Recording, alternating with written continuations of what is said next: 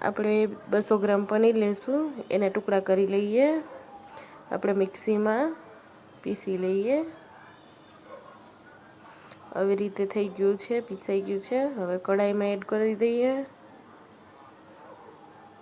1 વાટકી milk powder, મલાઈવાળું દૂધ લેવું 1/2 વાટકી, અડધી વાટકી ખાંડ લેશું, મિક્સ કરી લઈએ. મિક્સ થઈ ગયું છે. હવે આપણે ગેસ ચાલુ કરી દઈએ. મીડિયમ ટુ હાઈ રાખશું.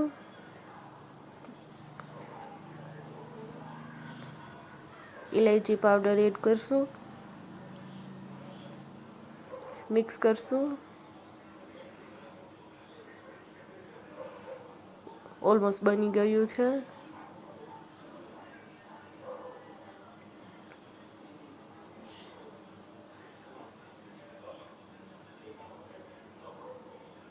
થઈ ગયું છે.